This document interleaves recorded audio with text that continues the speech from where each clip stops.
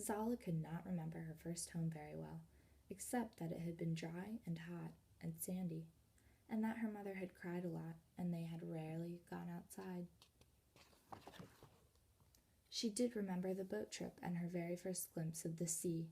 She had been amazed by how huge and strangely blue it had been.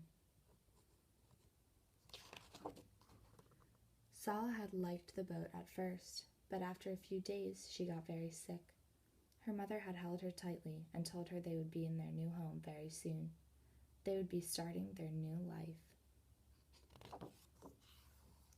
Zala fell asleep, and when she awoke, there were men talking to her mother in a language Zala did not understand.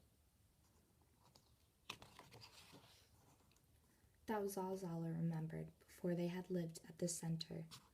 Looking out through the fences and locked gates, Zala thought this new land looked a lot like her old home.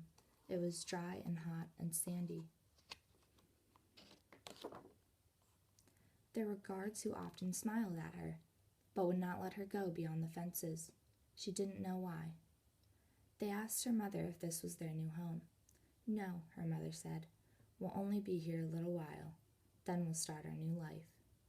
Zala's mother often talked about their new life, but Zala never really understood what it meant. She thought you only had one life. Zala tried to get used to the center. There were a lot of people there, from places Zala had never heard of. Some boys tried to teach her English, which was the language of her new home, but the way they laughed amongst themselves made her think the words they taught her were probably rude, so she stopped listening to them. One of the guards showed her how to make a game out of a folded piece of paper. She drew pictures on the corners. She made some friends in the center.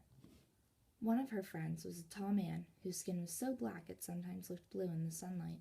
Zala had been scared of him at first, but when he smiled, he had the whitest teeth she had ever seen. The man's name was Mwalo, and he told her he came from a place called Africa. Zala asked him how long he had lived in the center. I've been here 2 years, Mwalo told her. But I be out soon, 'cause I a true person.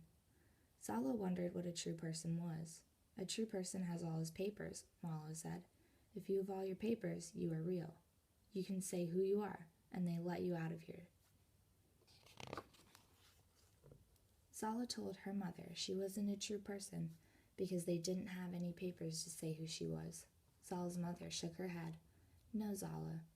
To be a true person, all you need are eyes that see you and hearts that love you. Finally, one day, they were told that Zala would be allowed to go out to school, and that she and her mother would be living in a different place, which was not called a center. Does this mean we can start our new life? Zala asked. Not just yet, her mother replied, but I think we're closer.